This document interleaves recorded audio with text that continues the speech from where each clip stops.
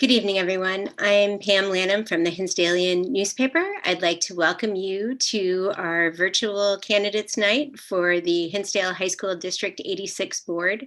We are currently live streaming on YouTube, and this also will be available for viewing after this evening's event concludes. I also want to let you know that we will be recording another candidates night for the two District 181 candidates on March 4th. And that should be available on YouTube after March 5th. So I hope you will take advantage of both of those opportunities. I'd like to take a minute to explain the format for this evening's proceedings. Each candidate will have the opportunity to make a 2-minute opening statement. We have selected names at random to rotate through the candidates to give each person, or as many people as we can, an opportunity to go first. Then the same 5 questions will be posed to each candidate. They will have 90 seconds to answer the question. If there is time left, there is an additional question that I will ask before each candidate makes a 1-minute closing statement. Candidates have agreed to stay muted until it's their turn to speak. And finally, I wanted to note that the questions we're asking tonight were shaped by input from our readers, our coverage of board meetings, and our interviews with the candidates. So with that, as soon as I get the timer ready, we will be set to begin.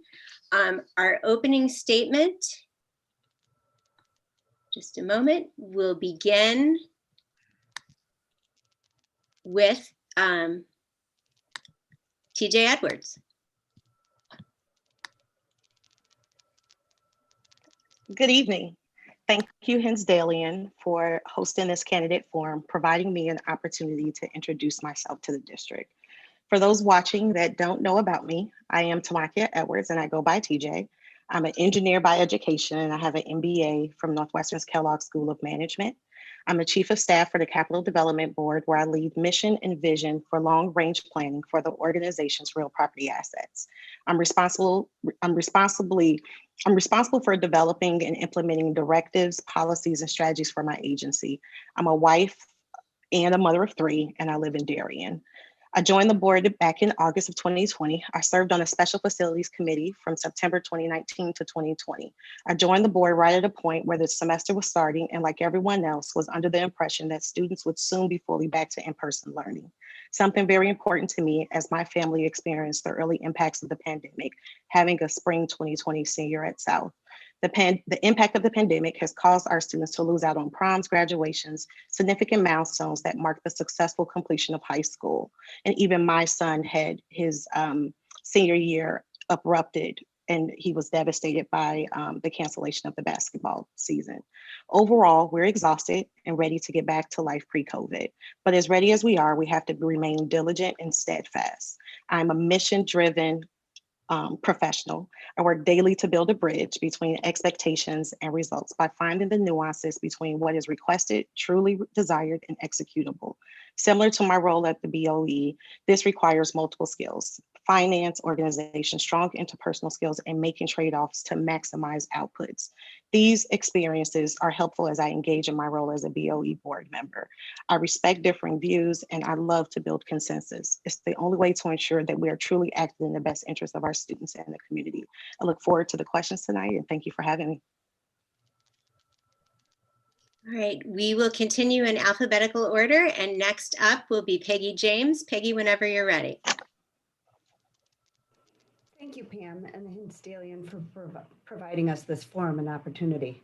I'm not a public speaker. If you asked me a year ago if I'd be joining a debate at the Hinsdalean, I would have expected to be on the listening end, not one of the candidates. That said, the first question I always get asked is, why are you running? I've been engaged in analyzing the issues facing our district and attending board meetings regularly over the years. That said, in the past year, I've become increasingly frustrated with the board's lack of urgency to providing full-time education and addressing the needs of our current students, but at the same time, demonstrating urgency to making curriculum changes for our future students. Currently, D86 students are receiving the equivalent of 54 days less instruction time than pre-COVID. 54 days. I felt that my voice and the voice of many other parents in our community was not being heard. What I know now is that I can make a difference, and I'm excited to be running for the District 86 Board of Education.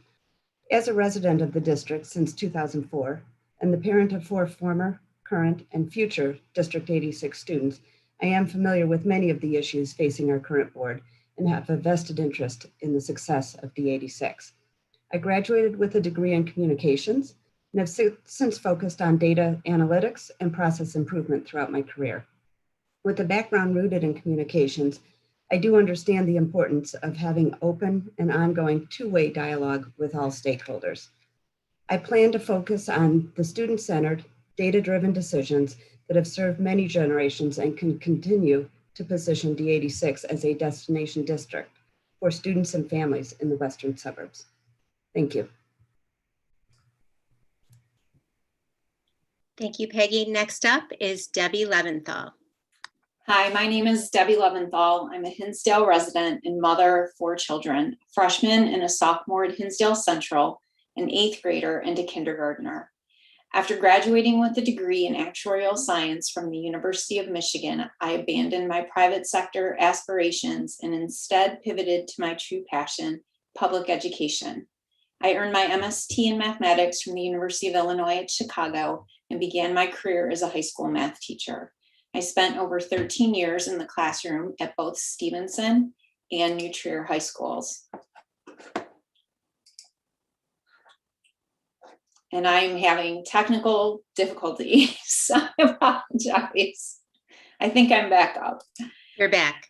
Thank you. I've been called to action because I believe in public schools and their ability to ensure success for all students by providing opportunities for learning and meaningful supports. My professional background in education gives me an understanding of the complex challenges we currently face. I believe that our community deserves the voice and the direction of our district. I will engage with stakeholders in respectful dialogue, hold the administration responsible for meeting the needs of all students, ensure a safe and inclusive culture in our buildings, and insist that we make data-driven decisions based on normed and objective standards that demonstrate an improvement in student outcomes. I firmly embrace the principles of open governance and the critical role the Board of Education plays as stewards of the district for the community. I look forward to hearing and considering different viewpoints, asking questions at the board table, and engaging in productive discourse with fellow board members. I also embrace the belief that public comment and input should be welcomed, listened to, and valued. I'm committed to our 4,000 plus students that attend our schools and will dedicate my time to ensuring they are offered the best possible high school experience, led by the best possible administration, taught by the best and brightest teachers, and supported by best practice services to meet their needs and help them achieve their goals. Thank you. Thank you, Debbie. Next, we'll hear from Mark Pinnow. Good evening, and thank you again, Pam and the Hinsdalean, for putting on tonight's forum. Good evening, my name is Mark Pinnow. I'm a resident of Willowbrook, a father of 2 boys, one who's a sophomore at Hinsdale South and one who's an 8th grader at Gower Middle School. I've lived in the area for 14 years, and since we lived in the area, my wife and I have realized that the schools are the cornerstone for our community, and that's really the main motivation for me wanting to run for the District 86 school board.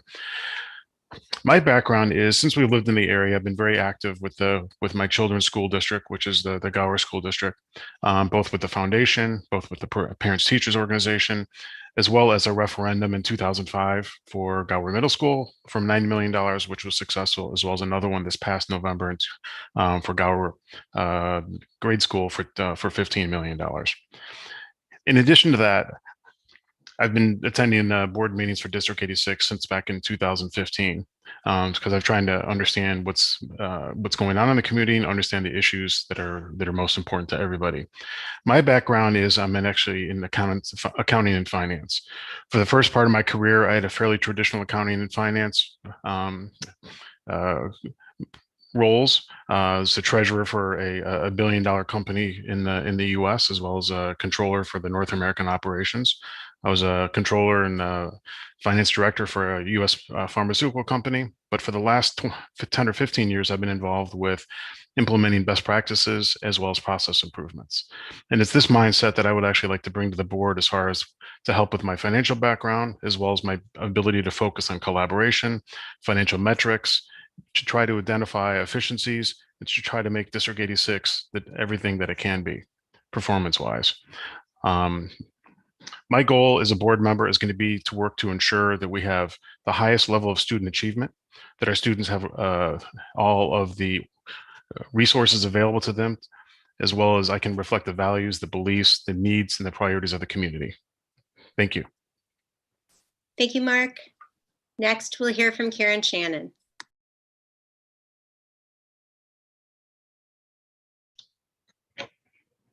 Hi, my name is Karen Shannon. I have two daughters in the district, one who recently graduated from Hinsdale Central and another who is a junior. I hold a PhD in chemistry from Caltech, a JD from Georgetown Law Center, and I am currently the Vice President of Intellectual Property for a medical diagnostic company. I am running for the board because I'm concerned with recent decisions over the pandemic remote learning situation, as well as decisions relating to curriculum changes, in particular, integrated math, physics first, and the elimination of G-level classes. I believe I am uniquely qualified to run for the board at this time. I serve on our own company's emergency response team. I am used to juggling the various factors in getting our own workforce back into our manufacturing plants. So I am juggling insurance concerns, our health and safety of our workers, as well as all kinds of mandates from governments around the world in terms of guidelines and mandates. In addition, I have scientific training. I deal with inventors around the world, cutting edge innovations and how to protect those. I believe that I have the expertise necessary to help guide curriculum changes and to guide our decisions on STEM.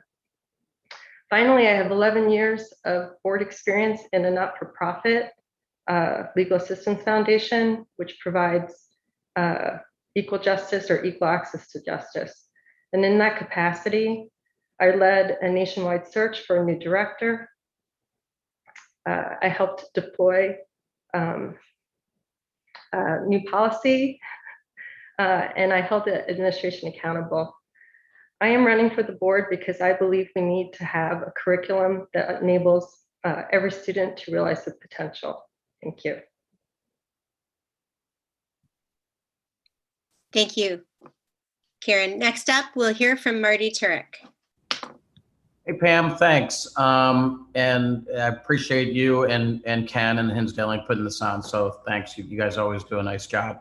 My name is Marty Turek, and I've been in the district for about 43 years. I was a student coming up, and I graduated from Hinsdale Central along with, I'm the last of 8 kids. My 7 brothers and sisters all graduated from there. I have an undergrad in history from the University of Illinois, Champaign-Urbana, and an MBA from University of Illinois, Champaign-Urbana. 3 kids, 2 that are currently at Hinsdale Central and 1 still in 181. And I have volunteered for school boards for about the last 10 years, 8 years in District 181 and about two now in District 86. I sit on the facilities committee, and then I chair the special facilities committee that's made up of community members. And that's where we allocate a majority of the $139 million of the referendum funds that are there. So I think there's a lot of important factors that this election and being a board member in 86. And I think I bring 2 kind of unique aspects to it. One, I bring experience. As I said, I've been on the boards for 10 years. I've worked with 4 different superintendents. We've enhanced curriculum. I've worked balancing budgets, worked in budget deficits, negotiated labor contracts, and many, many other things. And then the other unique thing I bring is continuity. And as many people know, these boards are staggered every 2 years. And I think it's important to have continuity on a board. So any new members, if something needs to be recalled or brought up, I think continuity is very important. And it's unfortunate because most people don't run for multiple terms because they get worn out. But again, I'm glad to be here, Pam and Ken. Thanks for hosting this, and I look forward to this evening. Thanks. Thank you, Marty. Next up, we'll hear from Terri Walker. Good evening, and thank you for hosting this event. I'm Terri Walker. I'm a Hinsdale resident.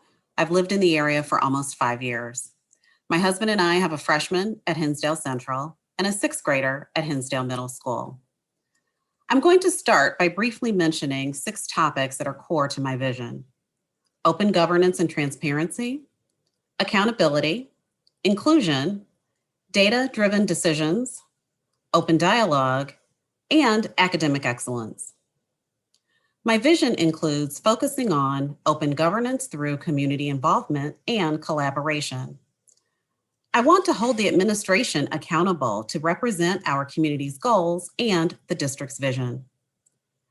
I will ensure a safe and inclusive environment for all students, commit to data-driven, student-centered decision-making, engage in regular and respectful dialogue with the community, and preserve our high standards of academic excellence and support for all students. Professionally, I am an HR executive with over 20 years of experience. I graduated from Miami University of Ohio. In my work every day, I rely on facts and data to make decisions and advance the success of the organization. These decisions include talent acquisition, designing sales incentive plans, succession planning. I'm a member of our pandemic team, and I'm working towards the future of our organization.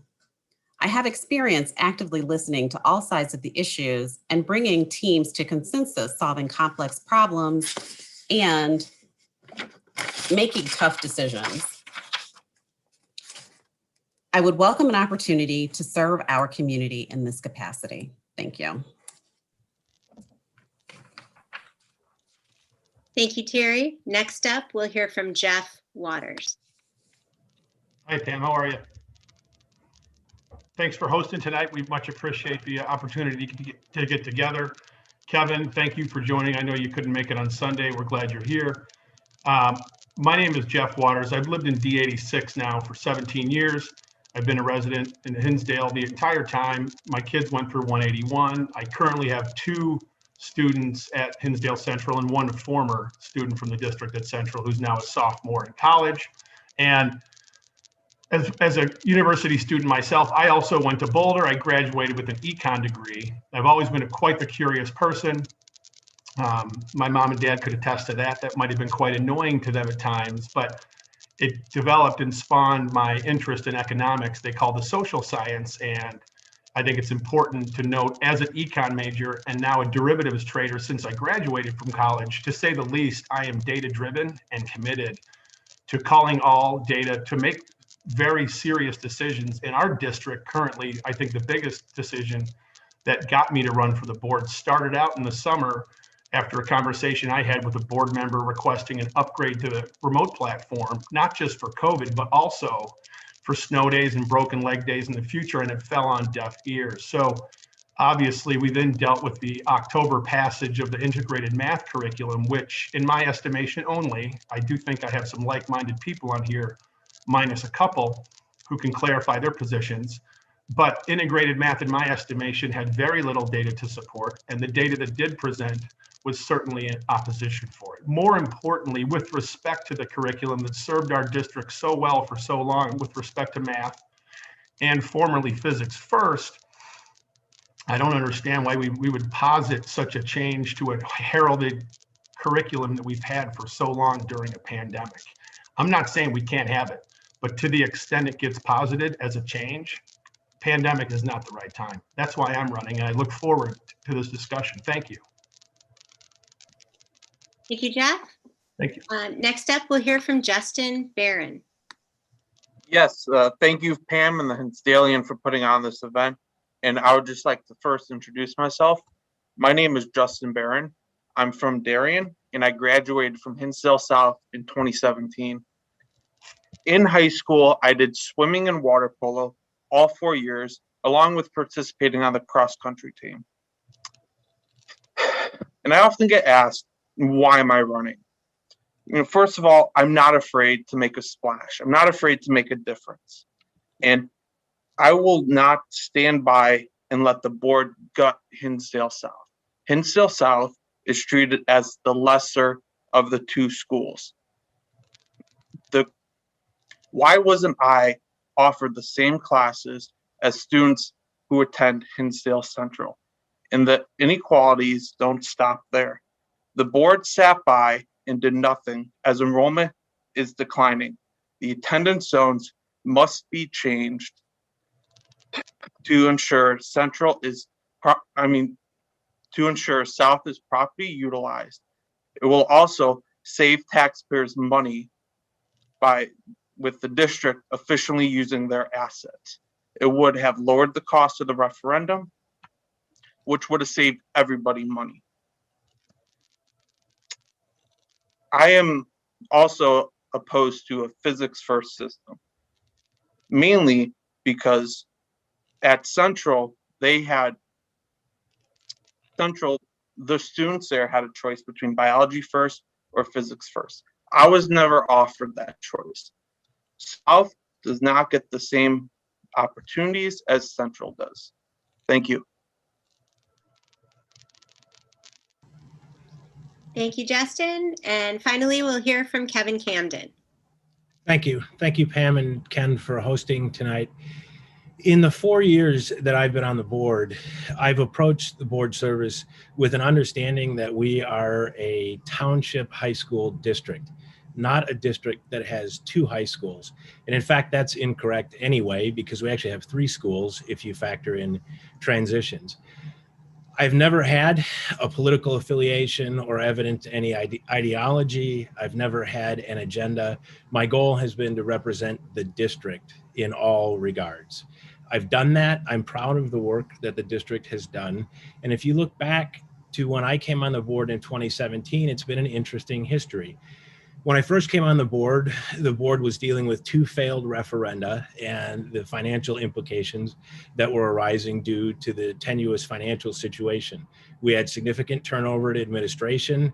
Then we moved on to dealing with buffer zone. Then we passed the referendum, and I've publicly given Jeff and others accolades for their significant commitment in passing the referendum. Then we moved into dealing with increasing student and staff safety. We then started budgeting and working with owners representative and construction companies and architects for purposes of the referendum. And equally as importantly, we started working on the strategic plan.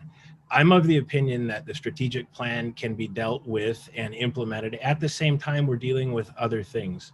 In my experience on the board members don't have the luxury of focusing on a single item. You're tasked with dealing with a number of items at one time. And in order to discharge your obligation, you have to listen to constituents. Sometimes folks are happy, sometimes folks are unhappy. We understand that, but we do take the board, at least I have taken that into account as we've tried to make decisions. Moving forward, I am interested in seeing the completion of the strategic plan, which includes curriculum equity, seeing the referendum construction completed, and of course, getting students back into the classroom full-time when it's safe. Thank you, Kevin. Now we'll ask our first question. Each candidate will have 90 seconds, so let me adjust the timer quickly in order to answer the question.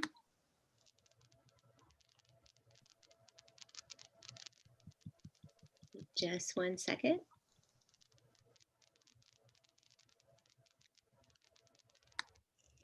All right, our question is, and I will ask it once, and if anyone would like it repeated, please indicate that to me. I'd be happy to do so. Under the assumption District 86 will continue to strictly adhere to IDPH guidelines and the rate of transmission does not fall, please outline steps you will take to address obstacles such as 6 feet of social distance and lunch so kids can safely return to full-time in-person school in the fall of 2021. We will begin with Peggy.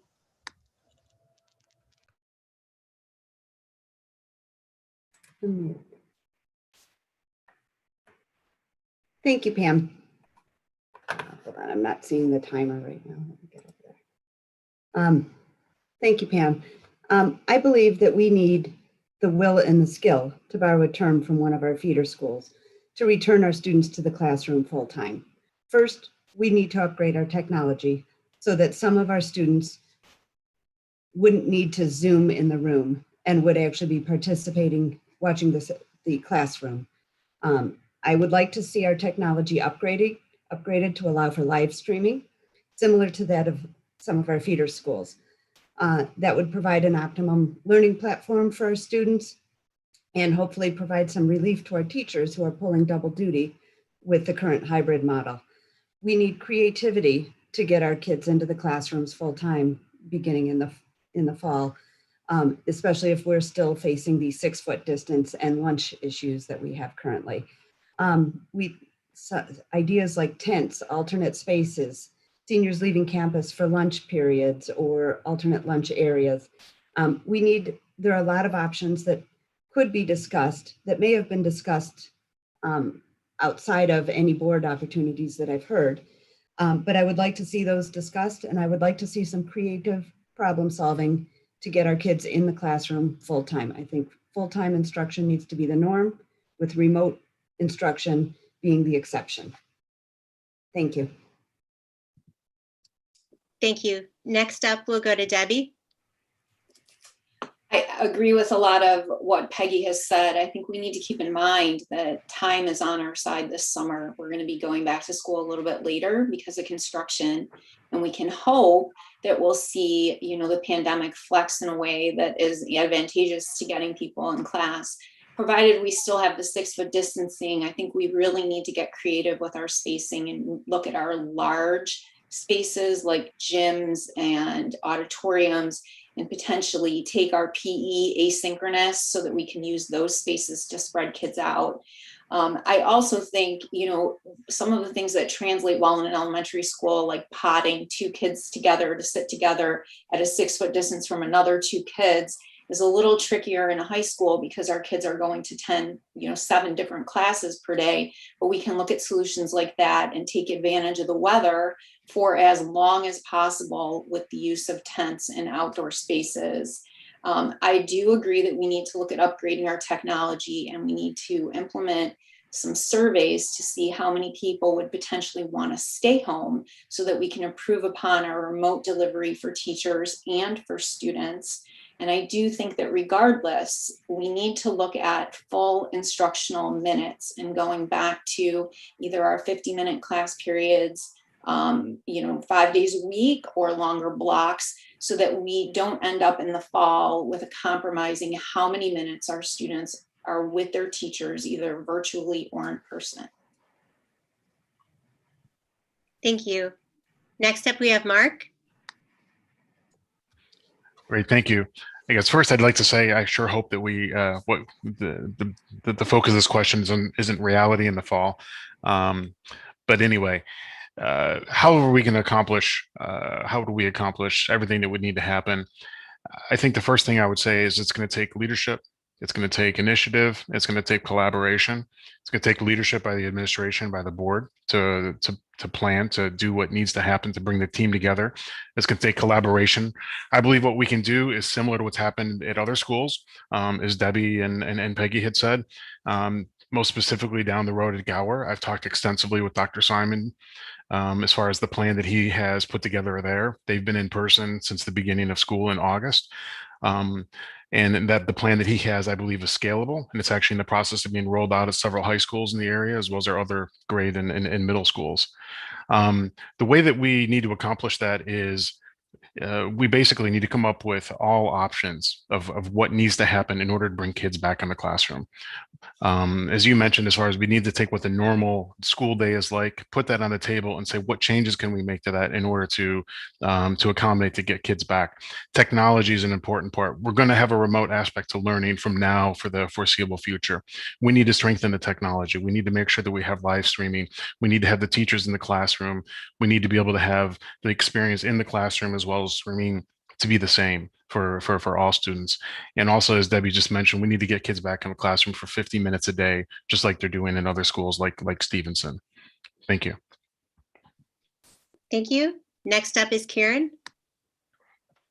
I think this is a hard question to answer as you get farther and farther along, so I'm glad I'm going early. So I agree with all that's been said, including the fact that we probably need to consider some of the alternate spaces that we have. I want to particularly address this idea of Zoom in the room. I know this was a subject of a parent comment at the last board meeting that I didn't think was particularly well addressed by the board. The issue that we seem to have right now is that the teachers are trying to teach both the classroom and Zoom, and it's really becoming just Zoom. So you're going to class, but you're watching Zoom, and you have kids then that just don't even want to go to the classroom. So they're not. So if the question is, why aren't kids attending when they say they're going to, maybe one of the reasons is because it's Zoom in the room. So we really, really need to look into alternatives. One thing that we could maybe consider is having the teachers record a class and posting that online for the kids that are remote, and then having some sort of class hours afterwards for them to answer questions that would allow them to teach the class that's actually in the classroom. As for other things that we could consider, I think that there should be an option for leaving for lunch. I know my own daughter complains about the lunchroom situation. Everyone's facing forward, and the lunches that are actually handed out are difficult to eat, is what she says. So I know we're all doing our best, but I think we can do better. Thank you. Next, we'll go to Marty. Hi, thanks, Pam.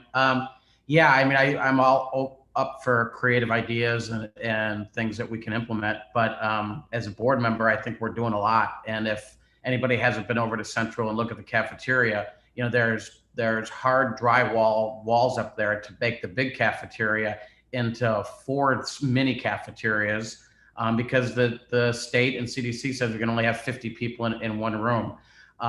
Every night, the custodians clean with these very high-tech cleaning solutions that go in every room, on every desktop, on every floor. If you haven't been over there, many of you have, there's thermostats at both entries in both schools. I mean, we went as far as vaccinating our entire staff for the most part. So I think any and all ideas are welcome. I guarantee, well, this board member is open to any rational thing. That one is practical, 2 doesn't compromise student safety. So when you start talking about outside classrooms and when the weather, there's a lot of elements that go into keeping the students safe for a litany of reasons. So this board member is open to any and all, and I think we're doing many of them. I think we're being very creative with them.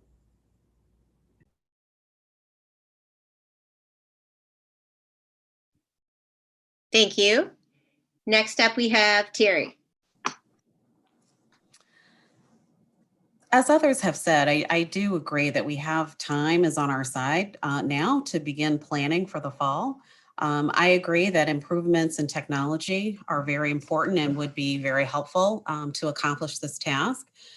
As I've thought about this too, I think that perhaps there's an opportunity to, as Shannon mentioned, allow the students to go home for lunch, at least the ones that live close enough that could do that and come back after they've had lunch. Maybe there's also an option of some of the students eating in their classroom. Is there an option to increase or stagger the passing period so there's not as many students in the hallways at the same time? I'd really like for us to, for the board to really talk about all of these creative solutions that many people have suggested here tonight. Perhaps there are some options for additional spaces, whether that's tents, whether that's other spaces within the school building itself. We all recognize that the students are missing significant instruction time. And so whatever we can do to increase that so that we do have 50-minute periods and the students that want to be back in person in the fall can do so is what I believe that we should do. Thank you. Thank you. Next, we will go to Jeff.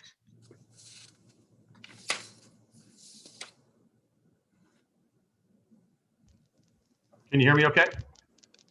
Thank you.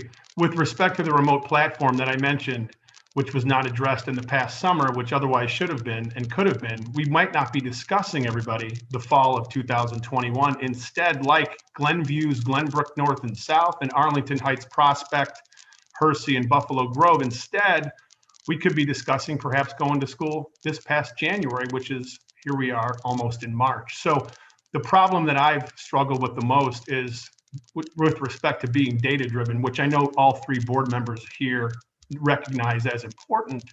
Why haven't we had a survey to say, hey, would you like to go remote or would you like to be fully in person? Because when these other schools did that, they culled that data and were able to deliver full in-person instruction or remote for those who wanted to be in the building, but yet accommodate those who had to or wanted to be at home. So I am somewhat disenchanted that we're talking about the fall of 21 as an option where otherwise we could have perhaps been in school in January like other schools to the extent those surveys happened, which they did not.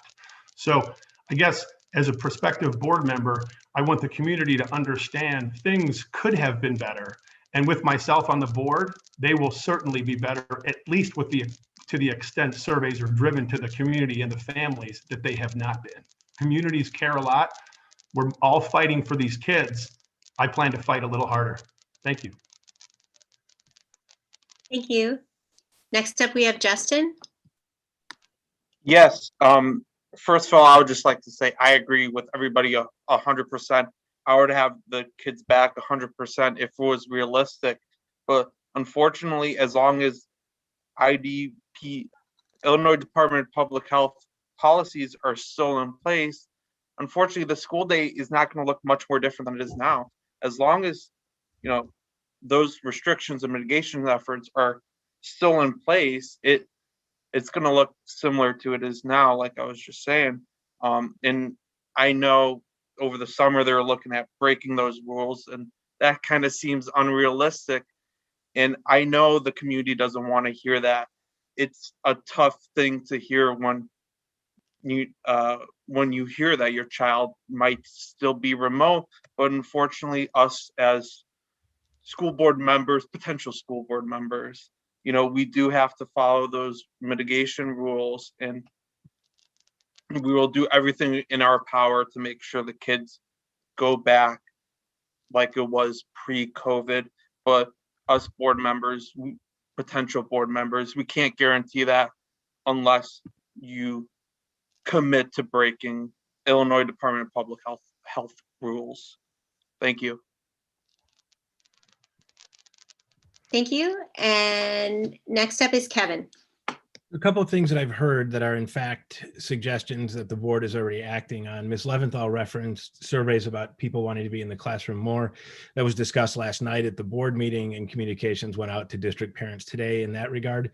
Jeff, I don't want to argue with you, but I'm not sure I agree with you that surveys haven't been done. Surveys have been done since the fall with respect to what parents and students choose to do by way of coming back into the building or not coming back into the building. By way of creative ideas, Marty and I were involved early on last fall in August, as a matter of fact, with Shield, Illinois, to try and implement saliva testing so that we could get students back into the classroom sooner. We ran afoul of a couple of things, and Justin intimated at some of them. One of them is until or if we get relaxation of the 6 feet, 50 person in a room and a mask, spending multiple millions of dollars to do saliva testing doesn't get us anywhere. It gets us depleting our reserves quickly, but it doesn't allow us to put more students in the classroom. Things like building out the walls, expanding common areas, we can do that. We're still subject to the 50-person capacity.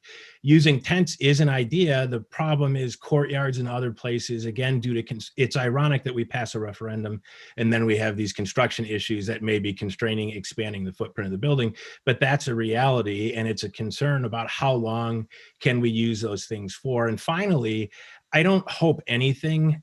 As soon as the spring term ended, Tammy and the administration pivoted, put the R3 in place, and we started working on how to get students in the classroom in the fall. And but for the governor's mandate, we were prepared to do that. Thank you, Kevin. Our final answer on this question will come from TJ. You no. What I would add conversation topics is that just are, you know, they sound great, but having to implement them would be a little challenging. As stated yesterday during the board meeting, the financial impacts of COVID and amount of spending that goes into providing a safe and responsible environment, you eat away at it pretty quickly. So, you know, some of these things have cost implications to them that would have to be considered. In addition to that, I think continuing our collaborative approach with the feeder schools, touch points with parents, I've heard of surveys, I've seen the surveys, I've seen the emails going out regarding surveys. I think just taking a proactive approach on the discussion yesterday regarding, hey, for parents that aren't sending their kids to school, that kids are electing to be remote, using that as an opportunity to get more students in the classroom for longer days is important. So there are some proactive discussions and conversations taking places and committees being formed in order to ensure those conversations are taking place. I think everything I've heard, the construction of the 3 walls at Central to accommodate lunch so students can have some form of normalcy, using the field house at South for the same thing. Those activities are taking place. And so I take exception to the idea that we don't care or we're not trying to do those things. I think we continue offering a remote hybrid type of option for the parents in the fall, just in case they need that. But the priority should be to put, framework in place to get the kids back in school, definitely. Thank you. We'll move on to our second question. Your views on the physics first science sequence and the integrated math curriculum will be printed in a chart in tomorrow's issue of the Hinsdalean and also will be available online. So we'd like you to please briefly state your position on those changes and then use the remainder of your time to discuss what you think the goal of curriculum changes should be and how you think new curriculums should be selected and implemented. Again, if anyone would like me to repeat the question at any point, I would be happy to do so. And our first person up to answer is Kevin. Sorry, you threw me a curve there, moving me from the end of the parade to the first. I support, and I've been on record about supporting the curriculum change. It's important for people to understand we have 7 feeder districts that come into District 86. By moving to PCB and the integrated math curriculum, we meet students where they're at. We don't take opportunities away. And in fact, there are no opportunities that have been lost with respect to the change. We have an obligation to help our students where they're at. We do not have an obligation, in my opinion, to track them or put them in quote unquote G-level classes because the curriculum may not be sufficient to meet a broad array of needs. So I think that's an answer to a couple components of the question. How do we continue moving forward? We continue working through the strategic plan, identifying areas that need improvement. It's probably been, and this is not my area of expertise, but I've lived in the district in excess of 22 years, been involved with my children's school districts. I've not ever heard of a District 86 curriculum review in the 20 plus years that we've lived here, which leads me to believe it's been that long since it's been touched. Points were made earlier about why tinker with it if it's not working, because I think institutional and educational thinking is changing with respect to what we want from children. We want them to be able to make adaptive decisions. We want them to be able to implement things with respect to math and science. And as a non-math person, when I watch the excitement of the math staff that were responsible for integrated math, tell us about why this makes sense, why it's building block on building block, makes perfect sense to me that we would move to that. Thank you. We will resume with alphabetical order, and next up will be TJ. I am also in agreement and in support of the curriculum changes. I think that when we take a step back and actually think about what we're trying to achieve here, in an effort to continue to implement our strategic plan objectives, and one of that is alignment at both schools. I think we're addressing the needs of all students to ensure that we're providing those growth opportunities no matter where the students start that freshman year. I think we are creating a streamlined approach to the studies that goes both ways. I think, for example, the offerings at South and Central that students from either school, to Justin's point earlier, may want to take would resolve that issue of feeling that you don't have an option for that. Moreover, I think the approval of the curriculum allowed the green light for not necessarily an immediate change, but for specifically the math curriculum to be further developed, the committee to take an evaluation standpoint for the math pathway, and to come back to the board for future approval. I think we can definitely benefit as a community by sharing our feedback and proposing a plan. I think maybe implementing some form of a roundtable discussion in the future would be helpful.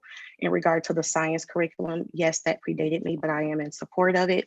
I'm told that freshmen, 45% of the freshman class of 2025 have already elected their physics first course. And I think the science curriculum changes are already in place. So we definitely have an opportunity to do some performance evaluation to see if what has been implemented is actually successful. Thank you. Next, we'll go to Peggy. Thank you. Regarding our science program and the change to the physics first sequence, I believe we should have more options, not less, to meet the needs of all 4,000 students. For students that want that traditional biology, chemistry, physics sequence, we should be offering biology as a freshman, and that won't be offered coming for our current 7th graders. Physics is definitely rooted in math and a little more lab intensive, which my son is one of those students in the physics first class. Now, that being said, with COVID, he hasn't had the opportunity to have many of those labs and the hands-on learning as we were expecting. And so it's been a difficult experience as well. But by offering fewer options to students, I feel like we're limiting those the options for all students. In addition, we had a very strong science program among the top in the country.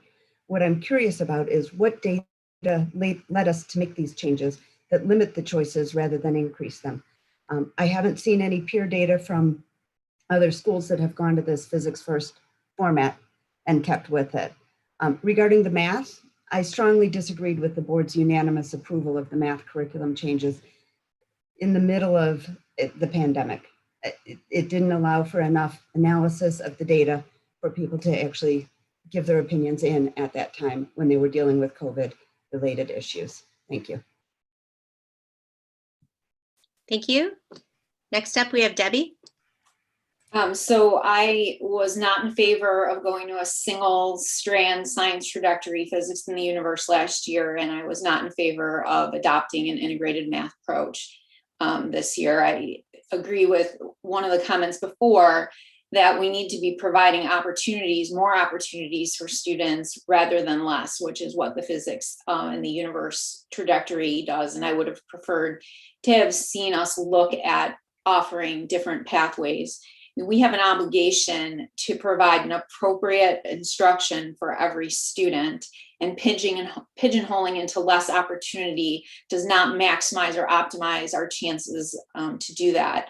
In terms of integrated math, there's not a lot of evidence to support it whatsoever in public school systems.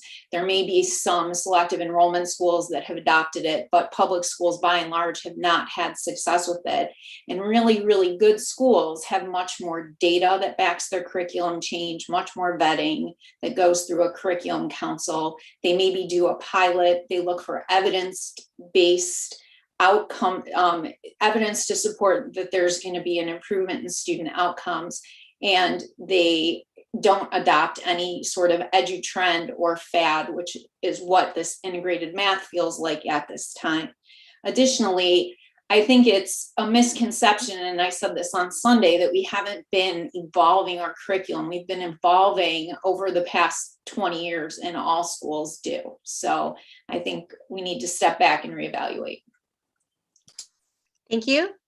Next, we'll go to Mark. All right, thank you. So let me just say, I'm not qualified to speak on the specifics of the curriculum, but I think what I'd actually like to speak on is more of kind of the process and the evaluation and the determination of assessing and setting that curriculum. I can speak firsthand. My son is actually a freshman last year and was in honors physics at Hinsdale South, and I will say had a very positive experience. Dr. Bonner was his teacher, and he did an excellent job. But that said, I think that curriculum is the most important and vital part of the school district, you know, along with the teachers, and that's what connects the teachers with the learning process. And I think any change to the curriculum process needs to be done very pragmatically. There needs to be rubrics and benchmarks associated with it, and it needs to be a very formal, pragmatic process as far as how we determine why the curriculum needs to change, how we want to change it, how we want to structure that, how we're going to go through the whole evaluation process of peer schools and peer districts, how we're going to compare that, and how we're going to look through the implementation and the rollout of it. The important thing is we don't want to take away any content. So I think realistically, I think we need to look at rather than just focusing on one track. I believe that, you know, we need to have a school as rich as District 86 is. We need to have probably multiple tracks where we're not just aligning kids into just physics or just in the traditional track, where I think realistically we need to have potentially both.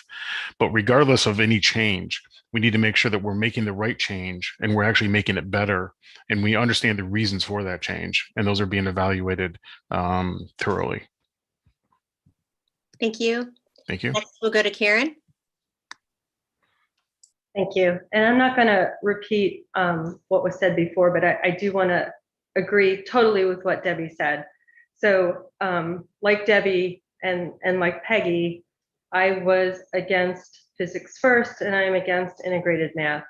I support curriculum changes that expand and strengthen opportunities for all students.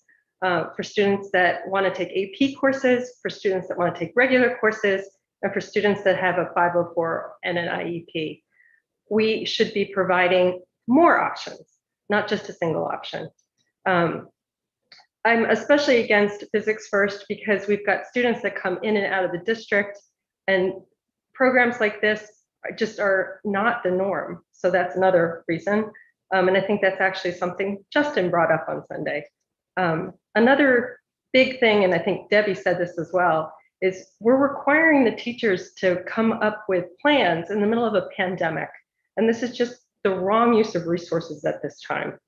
I think for other options that I would like to see, there are 21st century things that we should be thinking about in terms of more science options, in terms of computer science, more uses of social media, more learnings around communication in the 21st century, and other curriculum options like that. Thank you.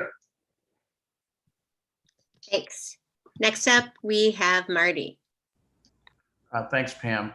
And as many know, that I did vote for in favor of both of them. Listen, we have to modernize our curriculum. As I stated before, I think math has not been updated and overhauled in decades, and just believing the status quo and not modernizing it, I think is a disservice to the students and the community. And folks, it's what a lot of people may have not realized is there was a committee that was put together that has hundreds of years of experience, that our teachers, they evaluated, they did reference calls, they did site visits in a couple of, and they evaluated a number of options and came up with this. And for, you know, a certain amount of community members saying it's ridiculous, let's rewind it, it would just completely undermine our, you know, one of our biggest assets, which is our teachers. What I know in the math is nothing is being taken away. It's all additive. And the physics first, it's implementing and introducing data statistics and more data analysis. And you know, again, as someone else referenced, if it was so much blowback on it, why have 45% of the Hinsdale Central students elected to take physics first, starting next year? So I'm in favor of it, and I think it's the right thing to do. And we have to always continue to look and enhance and make sure we're doing the right things for the community and students. Thank you. Next, we move on to Terri. So like others, I am against the physics first and integrated math. My concern is about this concept of detracking.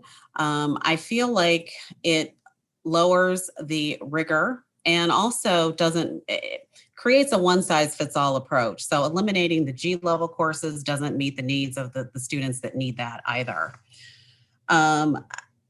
I believe that we should look to increase the offerings in science in particular. Physics first is not something that is a path that is used in many districts across the country. So we should consider having physics and the biology offerings. In addition, with integrated math, many districts that have moved to the integrated math actually reverted back to the traditional math because they didn't see the results that they were looking for. There was a comment about the feeder districts, and I believe that we should also look at options to ensure that the students coming in from the feeder districts get additional support that they may need. There's an organization called the Calculus Project that works with students, and maybe we could build a relationship with them. They work directly with students to help them improve skills in math in particular. So I would like to see us reverse these decisions on math and science, in addition to the fact that we're in the midst of a pandemic and it just feels like the wrong time. Thank you. Thank you. Next, we move to Jeff. Thank you. To echo what Terri said, detracking is certainly a concern, which is accommodated with integrated math. I also agree that we should reconsider and perhaps eliminate both physics first and integrated math. Again, we have 2 high schools that are nationally ranked STEM programs. We also feature integrated math, which is not implemented at not one top 25 public high school in Illinois. In fact, nearby in the Chicagoland area, I believe it's just Whitney Young and Illinois Math Science Academy who do have integrated math, and they have quite selective enrollment. So to say the least, I struggle mightily with bringing up during a pandemic, a change to a vaunted system. I would also offer, having had conversations because of the nature of campaigning with teachers and most recently both principals, that the degree to which students are detracked certainly could be an issue if you have in math, other than algebra, I believe 3 tracks turning into 2, that disserves all 3 contingents with respect to rigor and curriculum. I'm fortunate to have a child in each of the 3 tracks. And currently I have a senior who's probably, I would consider the AP track, and my daughter on the G track. Both of them will suffer when we go down to 2 tracks in these math classes, not including algebra. So like Terri just said, I disagree with both of them. More importantly, I struggle with why for 2 vaunted programs, we're bringing it up during a pandemic. Thank you. Thanks, Jeff. Our final answer on this question will come from Justin. Yes, thank you. I would, like most of the other candidates here, I oppose physics first. I had friends who took biology twice because our students are underprepared if they leave and go to another district and overprepared if they come. And even though students don't, move that much, the people who do, like my friends who had to take biology twice, that's just a huge waste of resources right there. In terms of the math curriculum, I don't really mind it. I would just say not during a pandemic. Let's not implement a brand new curriculum during a pandemic. Let's give it a year. Let's get everyone integrated, go back to kind of what we were pre-COVID. And I would just want to say, I think whenever we're changing the curriculum, I would say the goals is to keep District 86 a great school like it's always been, be a destination for the families in the region to come and send their children to great schools. Thank you.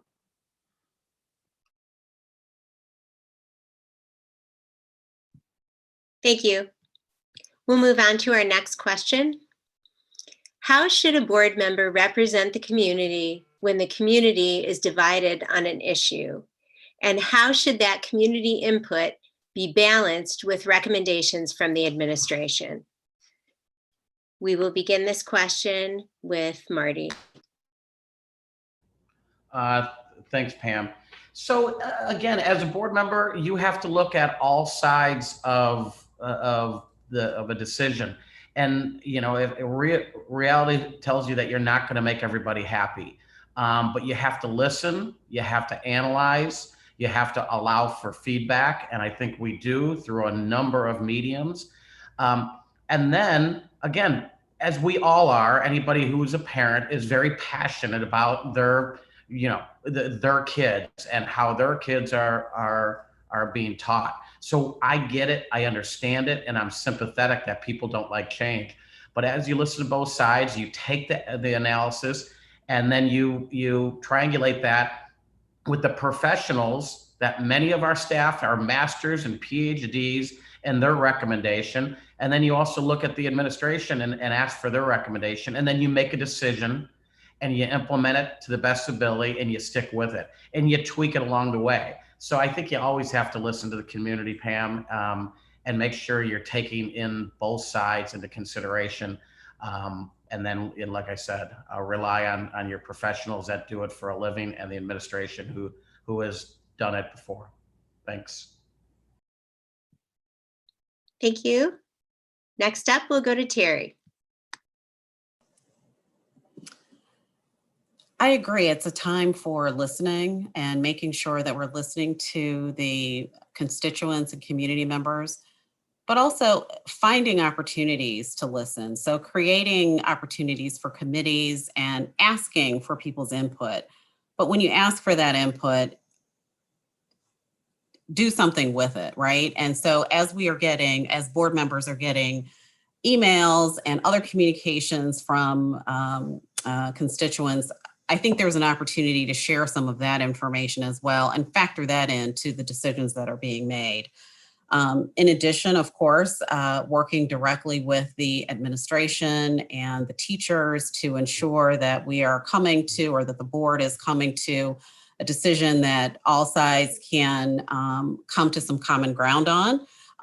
You know, we can expect that there's going to be times when the board and the community may disagree, but I think there are opportunities to increase the listening, increase the opportunity for transparency, and increase the collaboration to ensure that the end result, everyone feels like they had an opportunity to have their voice heard and represent their side and their views on the issues. Thank you. Thank you. Next, we'll hear from Jeff. Pam, can you repeat that question, please? Absolutely. How should a board member represent the community when the community is divided on an issue? And how should that community input be balanced with recommendations from the administration? Okay, thank you. So first of all, I think as a board member, people often consider it a thankless job when in fact it's not. This is not a volunteer position. While it has no compensation, everybody signed up to be on a ballot. To the extent they're elected, they chose that path. And as an elected official, my job is not to push my opinion or my beliefs on agenda items and or on decisions that we make as a collective board. My role is to represent the district and the community that I live in, to represent their collective vision, which may not always align with mine. I struggle with the current board in the sense that with respect to community disagreement on certain issues, obviously this current board pushed comments to the back of the meeting, which certainly upset a handful of people in the community simply trying to interface with the board to express what could be considered a collective viewpoint. But when those particular communications do occur, it's important to foster both the superintendent of the district and each board member to understand that collective demand. And again, as a board member, my role is not to push my agenda, my opinions, my beliefs. It's to make sure I call data, i.e. conversations with all my fellow community members, to make sure I'm representing their collective demands. So I hope voters understand this board represents the entire district, all 7 towns. It's 2 schools, it's 1 district, but we have to do it together. And to do that, we must communicate efficiently and properly. Thank you. Thank you. Our next answer will come from Justin. Yes, thank you. And I would just want to say, first of all, start off by saying the board is a government body. We are all public officials. We are designed to be transparent. And, you know, when I think about community engagement, I would say the only way the board could be responsive to the public is if the public makes their voice heard. They come to the board meetings, they submit comments, they talk about what they're passionate about. You know, what are the issues that affect them and their students. And between balancing tensions, we have to talk to everybody. And, you know, I believe the board has not been listening to the South constituency, the constituency that sees the board gutting the school and is actively trying to fight against it. And I would just like to encourage the public to reach out to me. I love hearing from them. They're the reason why I'm doing it. It opens up my eyes and I can see new perspectives. So, you know, if anyone viewing, I encourage them to reach out to me and learn more about me and my story. And I could also get their view on the district. Thank you. Thank you. Our next answer will come from Kevin. I guess your concern, depending upon whether you think the board listens to you or not, is what side of the issue you're on. And feel free over the course of the last 4 years to pick any of the following: buffer zone, what the referendum spend should be, where should the referendum dollars go, curriculum alignment, anything. There have been folks that are on one side of the issue or the other. The board has taken opinions via email, via public comment and other things. But at the end of the day, it's important for people to understand that the board has an obligation to act. The 7 representatives of the communities have to make decisions, and they have to feel that they're representing what they're hearing from folks. Unfortunately, on divisive issues, there is one side that prevails and one that does not. And when it comes to seeking input, I do agree it's important to get it from the community. And we have a very vocal community across all of the feeders. We also have very competent and very able staff to solicit and give their opinions to the administration and to the board members. And I think it's important that staff be heard. I think that's also an important reason why the change in curriculum made sense, because it was supported by the staff. It wasn't a cram down from the board, and it wasn't a cram down from folks who thought they might have a better way to do it. It was the board listening to education professionals saying, this is why we think we should do this. We think it's important that we change this, and here's the rationale for it. The fact that some people didn't agree with that, I understand it, but at the end of the day, tough decisions do have to be made. Thank you. Our next answer is from TJ. Hi. I think that I echo a lot of what's been said, but I think it's also important to distinguish what our role is as a board. Our role is to really not get into the weeds of things. We don't dictate and set directives. We focus on oversight and accountability. And so when we're working with the community and hearing the feedback from the community, I do really weigh all perspectives. I listen to the comments. I talk to the parents about the impact it's going to have on their individual students, because I have to consider the impact it's having on mine. And sometimes the position or the direction that we're moving forward in may not be the favorable option. But if we understand and explain to the community at large why these decisions are being made and why we think they're necessary, I think we can find that common ground. It's not always going to be a popular choice, but I think what is important is to understand that the decisions and the directives are always moving in what we feel is the best interest of the community and the students that we represent.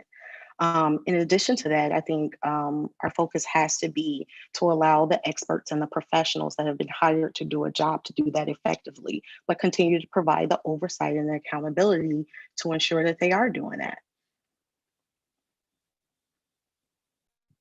Thank you. Next up is Peggy. Thank you. As a communication major, communications always needs to be two-way. I felt that the current board's position of moving the audience comments to the end of the meeting back in October, after all decisions were made, was a way of silencing the community. At least that's the way I perceived that. The move to bring it back to the beginning of the meeting was welcomed back in January. But during that time, it felt that there was not the ability to listen to the community. Community feedback is critical to the process. Asking for input from all stakeholders, the administration, the teachers, the community, in multiple different formats. So not just at board meetings, but in other methods, surveys, etc. It's important to have that discussion at the board table as well, so that the community can understand how the decisions were made and what decisions were made, rather than just a solid yes, approve, or no, deny. So that banter back and forth from the board is important to helping that communication and helping that understanding. As Jeff mentioned, the board is there to represent the community. So therefore, it's important to have that community feedback in order to do so. Thank you. Thank you. Next, we'll go to Debbie.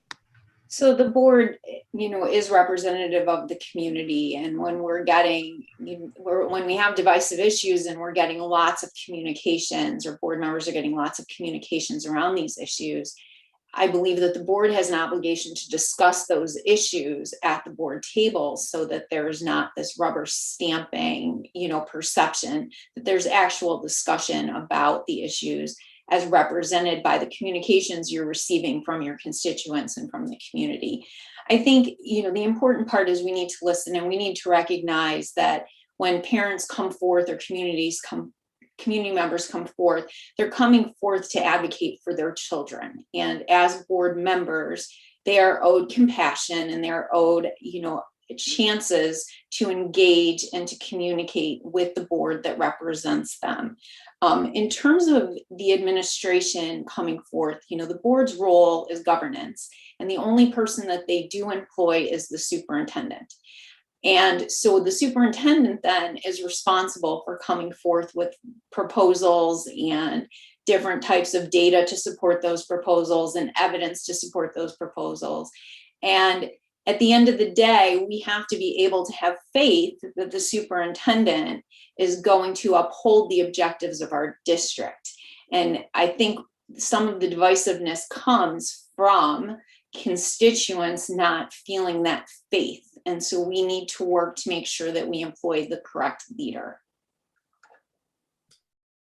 Thank you. Next, we'll go to Mark. Great, thank you. Again, I agree with echo almost all of the comments have been spoken already, but the communication process needs to be open and also needs to be transparent.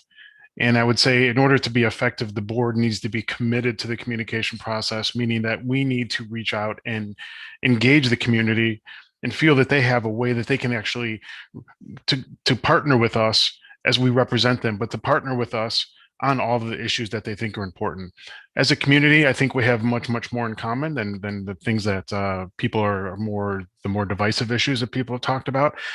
I think if you look at going back, as Kevin mentioned, as far as like the issues, the major issues that have happened over the last couple of years, the buffer zone, the curriculum changes, the referendum, a lot of the points where people have had this have felt where they haven't had a voice. That's where a lot of where the negativity, that's where a lot of the pushback, where people feel like they're not being listened to. And I feel in those cases, no, the board did not do, or the administration did not do an effective job of reaching out to the community to pull them in. So we need to have a very open, transparent process where people are accessible, where they can raise questions, where they can raise concerns, where those can be part of the board meeting, where that can be part of the feedback that the administration gives to the board, so that can be part of the decision-making process. And those concerns and those issues absolutely need to be factored into all of the decisions that are being made. So if people have concerns or have questions that are not being answered, we need to make sure that those questions and those issues are addressed. Thank you. Thank you. And our final answer on this question will come from Karen. I agree with much of what's been said. I feel like the current board, there's a real culture of distrust in this community, both with the board as well as with the superintendent. And I think what we really need is a culture of trust, and you can only drive that if you have a calm and confidence in the board. And again, I would echo what's been said. You need to drive that with a very open and transparent board, a board that will not only listen, active listening, but will then take those concerns and address them during the board meeting. So that, again, if a parent gets up during comments and for example, brings up Zoom, Zoom in the room, that later in the board meeting, if there's a reason to address that student or that parent's comments, you address it at the time rather than pretending as if it didn't happen. I also think that there were fear tactics with the referendum. They threatened to remove various sports, extracurricular activities, and various classes like multivariable calculus. Why are we threatening the community? So that has got to stop. You just can't have that type of a culture and promote a trust in the community. Thank you. We will move to our fourth question. How do you think the district is positioned financially to face the next 4 years? And our first answer will come from Justin. I think the board is in great financial position. I've been pretty vocal in saying the biggest unknown is the state and what is the state going to do. The state is broke. If you want to see where the state of Illinois is going, I would suggest take a look at Puerto Rico, look at their bonds and that whole bankruptcy process. That is the way the state of Illinois is going, and it doesn't look very good. That is the biggest unknown in my opinion. And they also, the board likes to, not the board, the state also likes to pass down mandates and many requirements that cost money that we have to pay for. I think even though the state's a big unknown, the district is in a great financial position, and we just have to be prepared to weather that storm. And District 86 is real lucky because we have so many resources we could draw on financially. We're lucky, we're a very wealthy community, and we just have to be prepared to use those resources because the state is not going to be there. Thank you. Thanks. Next, we'll go to Kevin. I'm not so sure I agree that we're in a great financial position. The reality is when I was elected in 2017, we were in a perilous financial position, and it's only gotten marginally better in long part because of the referendum passing. Part of the problem that District 86 has had for a number of years has been the inability to reconcile finance with wants versus needs. Part of the reason why for the last 3 years, Hinsdale South didn't have a working heater in the winter was because boards prior were afraid to make difficult decisions to not run certain classes. It wasn't a threat. And for people who don't understand why the board was forced to make difficult decisions when the third referendum didn't pass, it's because we didn't have the money to fund the programs. Part of being a board member is acknowledging that we're funded by taxpayer dollars, we're limited by PTEL, we drag behind a year in good and bad economies, and we have to balance that. Sometimes we have to say, no, we can't afford this many full-time teachers. We do have to cut back. There has to be an acknowledgement that at the end of the day, all roads come back to finance. We have a very finite amount of finance. With the change in the school funding formula a couple of years ago, we have even less funding coming in from the state. The reality is we get grant money at the federal level for a lot of the IEP special ed type programs and transportation, but dollar for dollar, everything comes from local property tax. So I don't agree at all that we're in a great financial position. It's been shored up and we've preserved a reserve amount in the case of emergency. Thank you. Next, we'll go to TJ. Yeah, I think when you consider the fact that our annual operating budget is 118 million, 70% of that is between salaries and benefits. Definitely negotiating the teacher's contract was a great win for the district. I hate to say win, but great to have that resolved. As stated, we're considered a tier 4 district, which means that we get the lowest amount of state funding, which is 3.2 million. So anytime that the state has to do an evaluation of budget, we're possibly on the chopping block of having that cut. In addition to that, I think as Eric stated yesterday, you get CARES Act funding for $900,000, but it's so significant how much money has been spent related to COVID, and much of that is eaten up already. So we're constantly having to be proactive and plan. I think with the passing of the referendum, it definitely put us in a position to be able to take care of the modernization needs for both buildings, but we have to be forward thinking and continue to be proactive. There's still improvements that need to be taken care of. So maybe asset planning, that's one of the things that I bring to the table, looking at a 5-year, 10-year plan for how we can be effective in taking our current programs and realizing financial benefits to move money aside and create a contingency account for ourselves to accomplish these things in the future. So it's the only way to ensure our financial health and ensure that we're not going back to the community for another referendum. So I think we have to be diligent on how we're monitoring the money that's coming in and going out. Thank you. Our next answer will be from Peggy. Thank you. The long-term financial health is always a challenge for school districts. As TJ mentioned, salaries and benefits comprise about 72% of our budget, which is a significant majority of our expenditures. As such, even small changes that are made can have a big impact on our financial health. We have the uncertainty of the impact of the COVID on healthcare costs.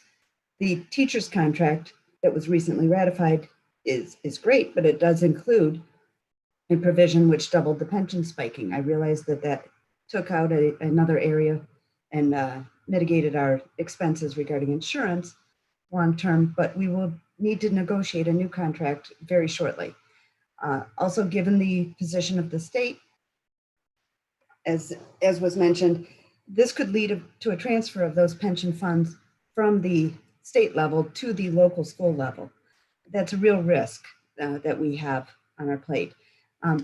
Also, the board is responsible for managing construction projects and ensuring that they deliver on time and on budget. So it's a very important role to ensure that our financial budget is monitored, taken care of, and addressed regularly. Thank you. Thank you. Next, we'll go to Debbie. Could I ask you please to repeat the question? I want to make sure that I'm on topic. Sure. How do you think the district is positioned financially to face the next 4 years? So I'm concerned about the financial state of the entire state and all of the school districts in the state. And unfortunately, we're just not very unique in that regard. to Mr. Camden's point, we do rely so much on our property taxes, and I think we need to be mindful that we stay really attractive to home buyers so that we can, keep a real estate market booming and continue to have that tax base.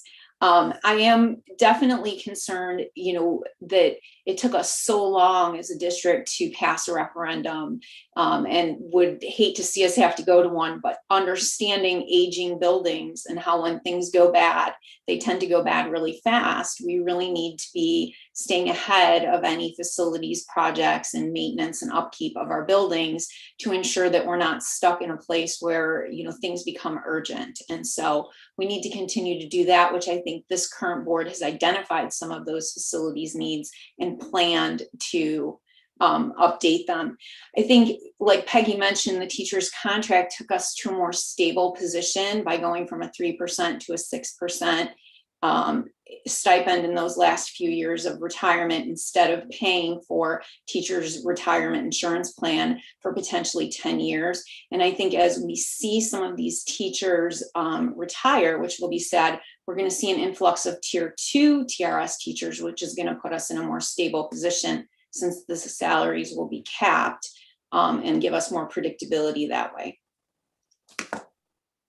Thank you. Our next answer comes from Mark. Great, thank you. So finance is something in my wheelhouse, so thank you. I would say that I have kind of a similar view as a number of people had expressed. I think in the short term, I think the view of the district, I think, is what I would call solid. The reality is, has been pointed out, we rely on a tax base in our area. We have a tax base of about $6 billion. But that is driven mainly by home values. And as everybody knows, home values in our area over the last number of years have been pretty flat, or in some areas have actually been negative. So that means that money is not going to be going up or increasing in a dramatic level over the next couple of years. However, things like debt service related to the bonds for the referendum has been brought up, additional staff costs associated with instruction costs, support services, COVID-related expenses, just maintenance, utilities, things like that are all going to go up. So what that means is the board needs to have a very clear vision of tasking the superintendent, who in turn needs to task the administration with prioritizing the programs and the things that need to be done. And we need to have a very clear vision of how we prioritize what needs to be done. We need to open that up, and we need to share that with the community so they have some insight as far as the decision making behind what we do and how we do it. And we need to make, and essentially, just like everybody in a personal budget, we're going to have to prioritize things, and everything's not going to get done. But we need to do what's best for the overall good of the district. I think as Debbie said, schools are a big part of the strength of a community, and we really drive a lot of the things that actually help us indirectly, by people wanting to come to our area, as well as supporting home prices and things like that. So we need to be conscious of that. Thank you. Thank you. Our next answer will come from Karen. And I think Mark is a very hard act to follow on this question. So yes, I think one of the primary drivers for people coming to this community, including me, was the schools. So it's very important we spend money on schools, and I agree that we probably are in not the best situation that we could be. I don't know what the future holds. COVID is a big concern, right? We don't know how that's going to affect property values. It's been driving people into the suburbs, but we don't know. That could easily reverse in the next couple of years. We just simply don't know. So we've got to take a very conservative view on spending money. But we also have to figure out how to mind the gap. So we're going to have to spend some resources in figuring out curriculum solutions to help students make up for the gaps that we've had. And I think that needs to be a priority. Thanks. Thank you. Next, we'll go to Marty. Thanks, Pam. So your question was in the next 4 years. I think we're okay for the next 4 years, but boards have to look out 5, 10, 20 years, because they're pretty easy metrics to see of what you can do based on PTEL and the limiting factor you can tax your community. It's CPI plus or minus 5%, I think, is a PTEL here. So you are limited, but salaries continue, go up. Healthcare continues to go up. So we heard a lot of flack like, oh, you gave back the pension spiking. But as someone said, and I said last time, we pulled a lot of that back in the form of benefits. So it was a net positive to the taxpayers on that. And there's just a few things, academically, we always like to we have these peer groups that we like to look at, New Trier and Northbrook and everything else. And if you look at the reserves that our peer academics have, they're far more than our reserves are. So it's hard to put reserves in, when your operational budget is maxed out for what you do. I mean, if you wanna have less teachers, class size goes up. Nobody wants that. So it's a very difficult thing to manage. And the referendum, everybody knows that no money from the referendum can be put in the operational budget, by law. So we can't, if we have extra, we can't dump it in or add to the reserves. Very difficult thing to do. We need to look out the trend for 5, 10, 20 years. And while the next 4 years, to your question, Pam, we're okay, we need to be looking out 10, 15, 20 years. And we need to do probably a better job at it. Thanks. Thank you. Next, we'll turn to Terri. I would say that I agree that we're positioned well, at least over the next 4 years. I heard someone earlier mention that the state funding that we get is, a small portion of our funding, only 3.2 million, but recognizing that those are pretty big dollars. And so that would be a significant hit, I think, if we didn't get that anymore. So, that's a concern. And I think others have mentioned that the state of the state, so to speak, is a concern. Also, the potential for increased healthcare costs, and we know that we're going to have to renegotiate a contract with the teachers very soon. So that's something else that we'll need to focus on and factor in. Another issue really is maintaining ourselves as a destination district, and that's something that's really important to me. And I think that while we're talking about finance, the curriculum is an important factor as well to ensure that we are maintaining ourselves as a destination district going forward. So I think there are some things that we can do to make sure that we're positioned well for the next 4 years.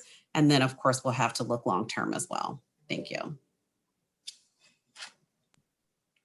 Thank you. And our last answer to this question will come from Jeff. So I do want to speak to the financial piece. I think it's important for, obviously, boards to be fiscally conservative. It's a job that requires being much more proactive than reactive. And I'm going back, Kevin and Marty and TJ, maybe about a year and a half ago, we generated $9 million in savings as a function of favorable interest rates moving in the direction of the taxpayer. The budget was X and we saved $9 million with lower taxes. The decision was made to put, I'm not sure how much, but a vast majority of that into upgrading or beautifying the classrooms. And so whether we talk about creativity with tents on the field for lunch or for instruction, as a financial board responsibility, we should talk about creativity, perhaps diminishing some of those beautifying of the classrooms and perhaps parking some of that money into those reserves that have been so, from what the three incumbents are saying, depleted. And with respect to the costs and expenses in our district being so high, perhaps that speaks to something we all learned a few months ago with respect to the student administrator ratio being so low, meaning approximately D86 might have 33 kids per admin. Other comp schools might have 77. Is that something to explore to generate savings? So fiscal responsibility is important. That's Mark's game. That's many of our games and concern. And I look forward to helping the district to that end. Thank you. Thank you. We'll move on to our fifth question. Many of you spent some time addressing communication when we talked about representing the community, but we'd like to dig in a little deeper and have you focus in on what you think is the most important piece or most important pieces of information that need to be conveyed to the community, and what are the best ways to communicate that information. And our first responder on this question will be Debbie.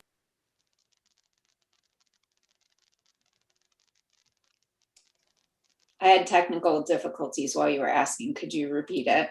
Sure. I apologize. I mentioned that communication came up in a previous answer, but we wanted to delve in a little deeper and have you discuss what you think is the most important information that needs to be communicated to constituents and the best method to communicate it. So I think that we currently have some effective methods of communication with our weekly updates and communications on each school and then from the district each week. I think those are good.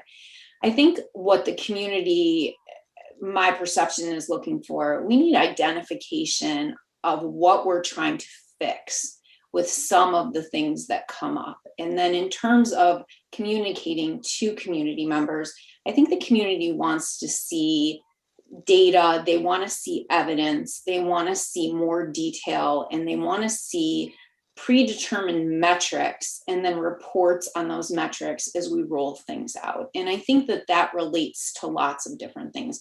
I think it relates to curriculum initiatives. I think it also relates, to some of the COVID, we've been getting nice updates on how many students are coming and how many are switching from model to model. We need to extrapolate and kind of take that model out to some of the other initiatives that we're doing in the district. So in terms of effective communication, the reality is only so many people can watch the board meeting while it's live or come and make public comment. So we need to start maybe doing some smaller group engagement activities for community members to dialogue with board members and administration and or expanding our committee opportunities for community members to dialogue respectfully and feel a part of the process. Thank you. Next, we'll go to Mark. Thank you. I think the biggest thing that needs to happen is the community has a voice and they need to know that their voice is heard, whether that be through comments that are made at a board meeting, emails, postings, that they're making, for the board meetings. And I think that's really the biggest concern, that, looking back at the most recent issues, especially around the curriculum change, I think, people within our community aren't necessarily opposed to modernizing or updating our curriculum. I think what they're concerned with is, are we doing it the right way? Are we making the best decision? Are we doing the right choice? And they have concerns that no, in fact, we're not doing that. So what they're actually doing is they're bringing up issues, they're bringing up their concerns. And a number of people feel that the board is just not taking those concerns and taking their input into the decision-making process. So that it's happening regardless of how they feel, or even in some cases, despite how they feel. So the communication process needs to be a two-way street. It needs to be open. It needs to be transparent. We need to engage people. We can't just push information out to them and say, here's an email, here's an update, here's this.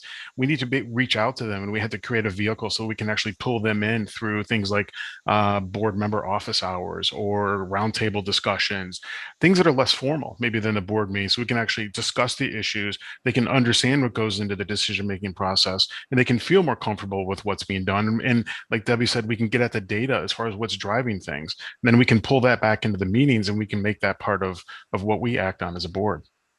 Thank you. Thank you. Our next response will come from Karen. I think I'm going to echo again what both Debbie and Mark said. And a lot of where I think the communication goes off track is the community doesn't understand what problems we're solving. I think we can do a lot better at explaining why. Why are we doing this? And once we understand why we're doing it, what solutions are available and why are we choosing the solutions that we're choosing? What's the data that's supporting those solutions? And once we choose a solution, again, what metrics can we use to show the progress that we're making? It would be really good to have a monthly metric for every thing on every piece of our strategic plan to show that we're making progress. There should be a jump off point. There should be a goal, and we should be making progress towards our goal. And if we're not, then we should be doing some problem solution evaluation so that we can be resetting. But we don't do anything like that. And I think that is why we have so much discontent. Thank you. Thank you. Next is Marty. Thanks, Pam. Again, I'll go on record. I think we communicate a lot. As this board member, I read every email that comes in. We have weekly board briefs that go out. We have a Twitter handle. The board meetings are all open, and we always hear these kind of like, we want more communication and more transparency. Everything's foiable. So, and again, when I hear words like, there's a lot of discontent out there. I don't have a lot of discontent emails coming in. Go FOIA them. I mean, just go ahead. You can have the whole thing if you want.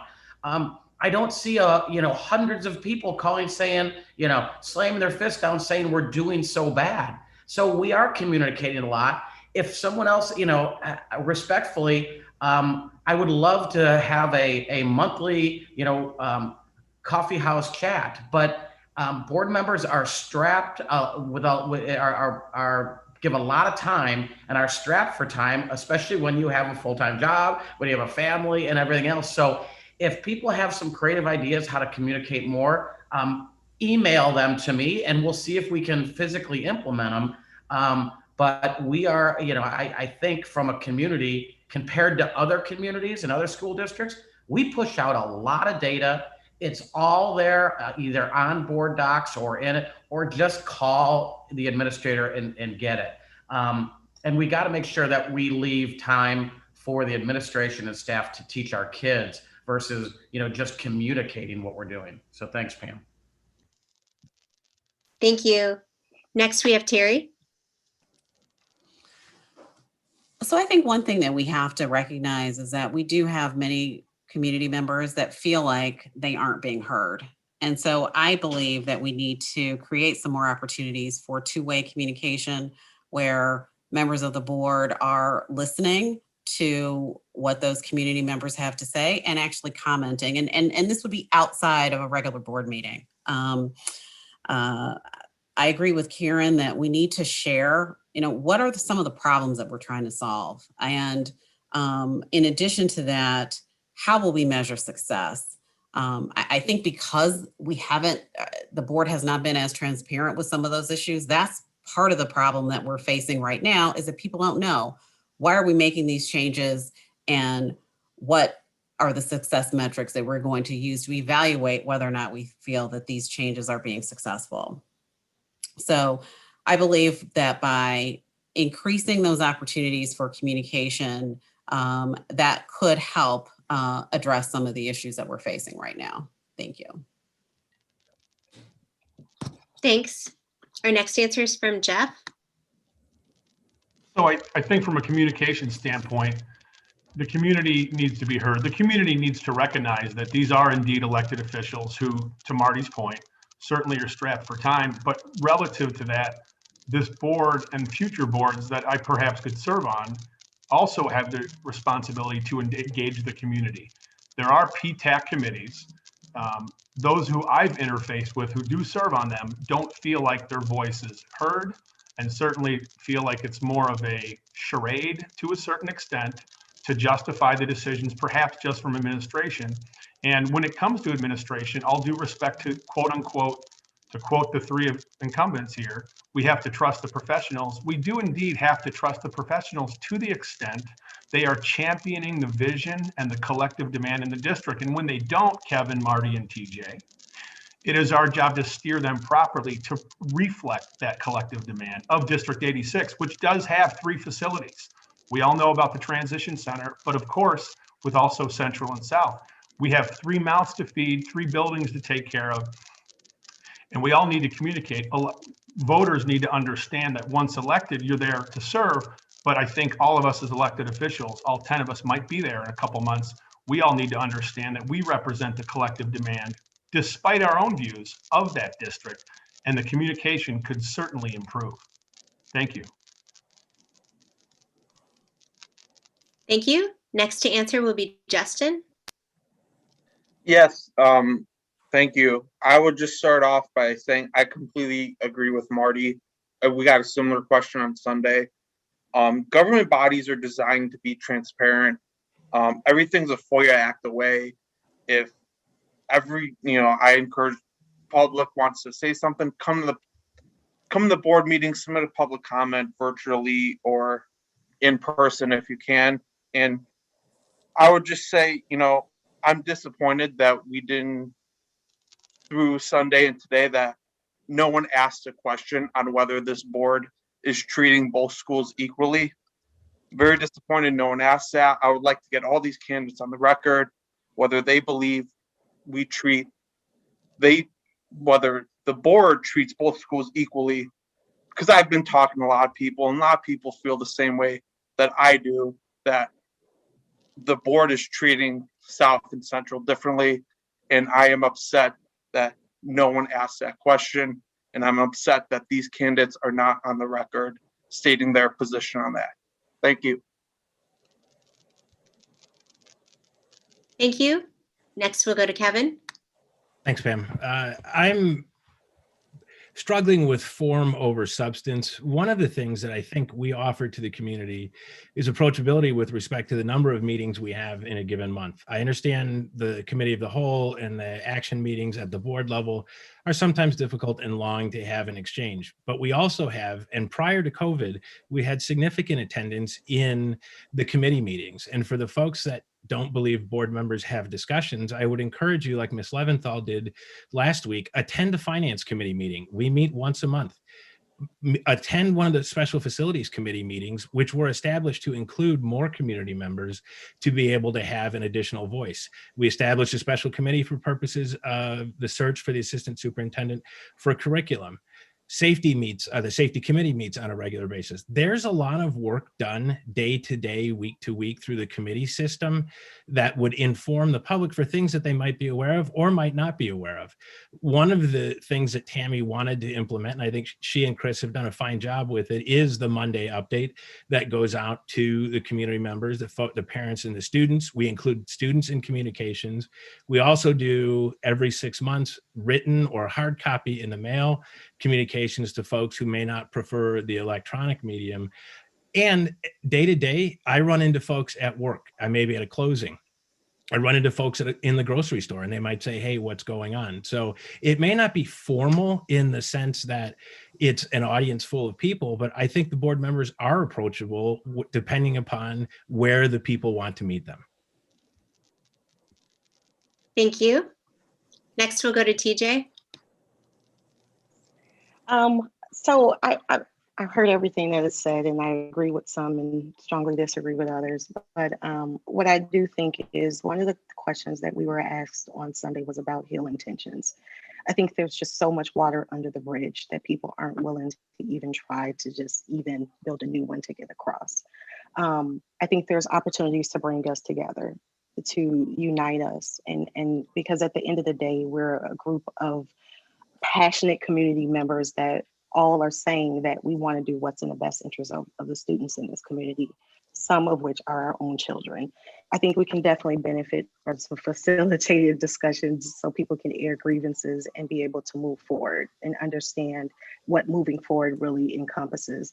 I come from a project management background where a lot of working through teams requires us to create what is our purpose statement for what are the rules of engagement. So I think that I would like to see some things like community guiding principles. What are the things that we're going to govern ourselves on? We talk about communication being a two-way street and being able to respect different views, but also understanding that someone's experience shaped their feelings and those are valid. So I think there's a lot to unpack and there's a lot there, frustrations that extend probably well beyond many of us sitting on this call. But I would like to see some bridging of the gap and some building bridges and us coming together and really focusing our attention on what really the end goal is. And that's to ensure that we're sending our students off better than they are right now, that we're allowing them to maximize their success. Thank you. Thanks. And our final answer on this question will come from Peggy. Thanks. So it's obviously important to remember that our board is elected by the community. The role of the board is to represent that community and provide guidance for our superintendent. There is the opportunity to improve. I do believe that the district does a great job of sending out communications about the final decisions.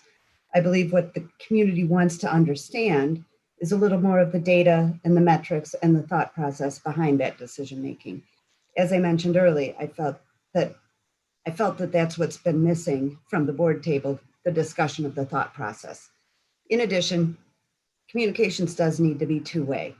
While the current board may have read every email, many in the community, when they send an email, don't really realize that or get a response or an acknowledgement of that email. And I think that is an easy fix to acknowledge that those emails were sent.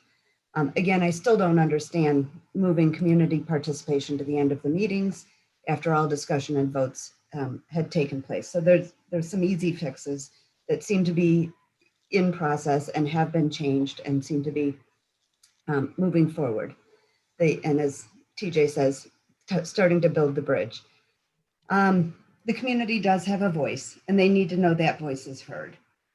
You know, there are many different options, but we need to keep the communications open and transparent throughout this process to build that respect and that understanding of the community, that they are one of our important stakeholders and need to be heard.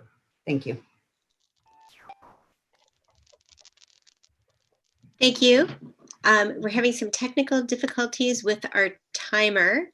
So if the candidates, that was our final answer on our last question. So we're going to move to our closing statements.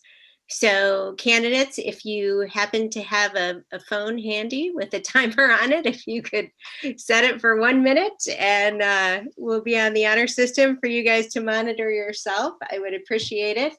And again, our initial responder has been selected at random. And for our 1 minute closing statements, we will start with Karen. Thank you. Thank you. I'd like to thank the Hinsdalean for hosting this event and for this opportunity. On April 6th, please consider voting for me. If elected, I will be honest and open with this community. I will listen and respond to all the community concerns. I will work to get our students back in school and our teachers focused on classroom teaching. And I will ensure we have a superintendent that is aligned with providing curriculum options for all students to meet them where they are and to give them a shot at meeting their potential. Thank you. Thank you. Next will be Marty. Thanks, Pam, and thanks to Hinsdalean, and thanks for the everybody willingness to run. It's great to see that people are willing to do that. So, like I said, I've really enjoyed volunteering for the last, almost 10 years. But I think there's a lot of things going on in this district right now, and I think what I bring to it is I have a financial. We have to have a fiscal responsibility, and I've said it before. There's a majority of people in this community that don't have kids in the schools, but they still pay the same taxes as their neighbors. We have to be very conscientious of that. I always have the academic excellence and student safety, in mind.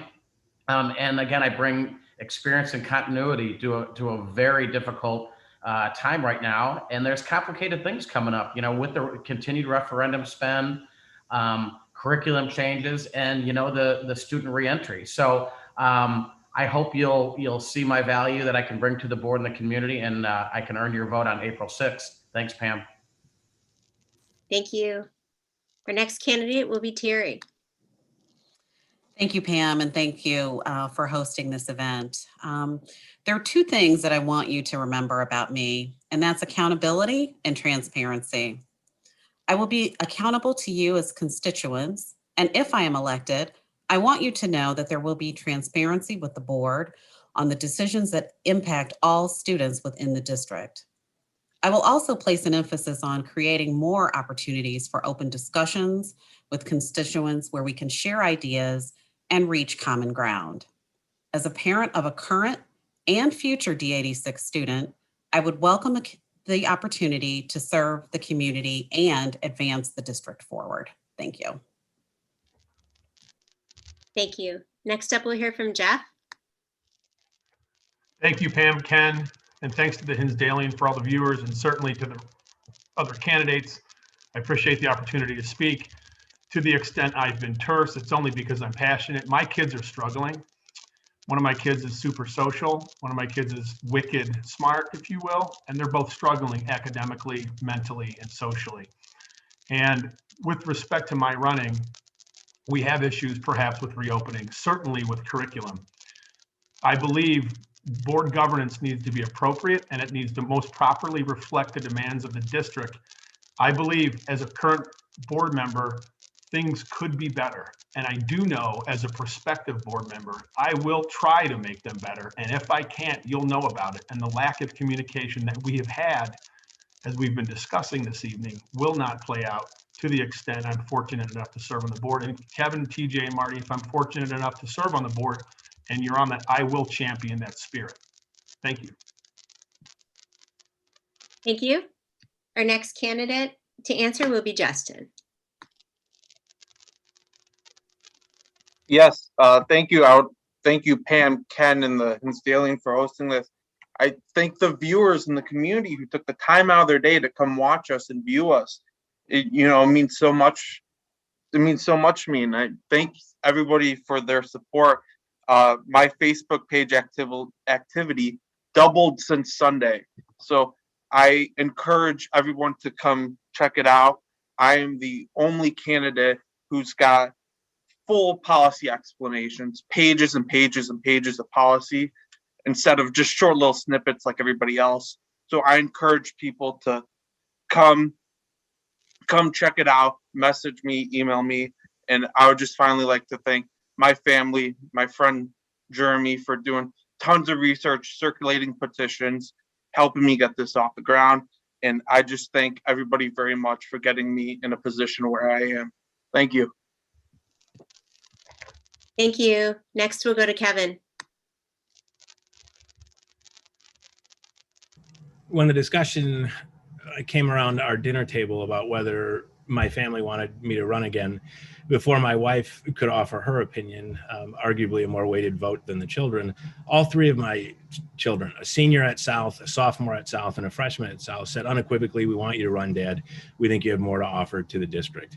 I believe I do. I'd like to see the projects finished that have been started, particularly the strategic plan.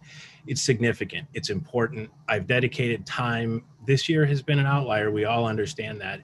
It's been a full-time job for all of the board members, making sure we try and get through COVID. I understand the commitment involved. I'm passionate about making sure we maintain what we have while also increasing it. And in that regard, if you look at the teacher contract and the improvements that were made, the fact that we now have long-term administration contracts for the building principals, as well as assistant and superintendents. We've not had that in this district for a long time. And I will just ask the voters to remember back in 2014, we had an ideologue contingent on the board. And that ideology brought us to the brink of a strike and gave us a zero levy, which to date has cost this district nearly $8.2 million in revenue. Be careful who it is that you vote for and look at what the motives are. Thank you. Next is TJ. Thank you, Hinsdalean, for hosting us tonight. I think the passion and resources of our community truly is one of our greatest strengths. Your passion ensures the 86 remains a top performing district, and I promise to work collaboratively with you to ensure the same. I promise to keep listening, as I appreciate your different perspectives. In my experience working for a non-for-profit, I focused on community engagement and partnership. I've used these skills to drive successful outcomes. I interacted with donors and community leaders and assisted leadership in determining strategic ways to provide resources to the families we serve. If elected, I will continue to explore opportunities for open communication and engagement. We won't agree on every decision. However, everyone should understand how and why these decisions are being made. I will support the ongoing facilities improvement, partner with our district to address our students' academic gaps, and find areas to provide the emotional support necessary for our students to transition back to a normal environment. We are fortunate to have incredible teaching staff that continue to make our students a priority. I promise to be transparent, reliable, and create unity for us all. Thank you for your time, and please vote Tamarkia Edwards on April 6th. Thank you. Thank you. Next, we'll go to Peggy. Thank you. Thank you to the Hinsdalean for sponsoring this event tonight. I'm grateful, I'm humbled, honored, by this opportunity if elected to serve our community. Having been a D86 parent for 5 years, with 6 more to go, and a community member for 17, I represent the community's voice and can help address the challenges facing D86. I will bring a fresh perspective that will encourage community engagement and transparency. My top priorities are, number 1, academic excellence. We need to maintain the high academic standards at District 86, and I will revisit the recent board decisions changing the math and science programs and the options available at both schools. Number 2, a safe, full-time, 100% reopening of our schools with an optimal learning platform for those who need to continue remote learning. Then addressing the educational, social, and emotional gaps created by our part-time instruction model that reduces instruction time by the equivalent of 54 days. That's over a 30% reduction on our shortened 175-day calendar this year. Number 3, board governance. I believe full transparency and stakeholder communications are a must. I hope to earn your vote and ask that you cast your ballot for Peggy James on April 6th. Thank you. Thank you. Next, we'll go to Debbie. In closing, as a district, we have complex challenges ahead. The most pressing is returning our students to school as soon as safely possible. Post-pandemic, we will face learning gaps and for some students, a very real social emotional impact. My background as a professional educator makes me uniquely qualified to support and hold the administration responsible for identifying gaps in learning and setting an expectation for closing them. I will honor the foundational imperative of compliance with the Open Meetings Act and work to ensure the implementation of value-proven, data-driven curriculum development and appropriate instruction for every student. I will champion equity to meet the needs of all students by allocating resources where they are needed most so our students can achieve optimal growth, opportunity, advancement, and success. Now more than ever, we need kind, empathic, approachable, humble, and open-minded board members who will think critically, value engagement, and hold themselves and district leaders accountable for our future success. I want to thank Pam and the Hinsdalean for providing us this opportunity and the other 9 dedicated community members for running in this race. Thank you. Thanks. And our final comments tonight will come from Mark.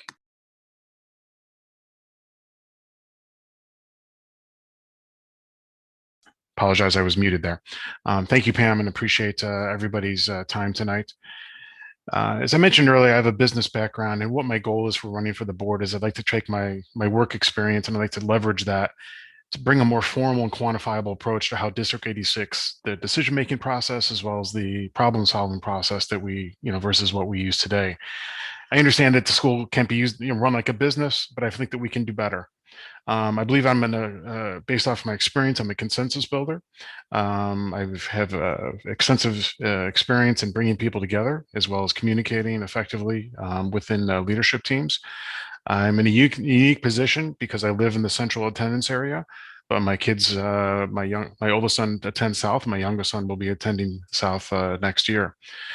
So again, my goal for running for the board, my vision is similar to other people. I want to bring the kids back in school full time. I want to work with the administration to design and develop an implementation plan to get the kids back in school as well safely, as well as makes the remote learning process more robust. I want to ensure that all current and future curriculum changes go through a very data-driven approach in implementation, evaluation, and address the needs of all students and don't take anything away from what we have today. I want to identify clear, quantifiable school performance indicators that correspond with our strategic plan for assessing student performance and the administration's performance. I also want to strengthen the relationship and the transparency between the community and the board. And I also want to formalize the alignment, increase the collaboration between District 86 and all of the feeder schools to make sure that we're aligned on that side as well. So thank you very much for your time. Thank you. I want to thank all the District 86 voters who have taken the time to listen to this candidates night. I obviously want to thank the candidates who are dedicating an enormous amount of time seeking this office A contested election like this gives a wonderful opportunity for people in the community to become more aware of the issues facing the district. So it's a great opportunity, and I would encourage anyone who's interested in reading more to check out our webpage at www.thehinsdalean.com.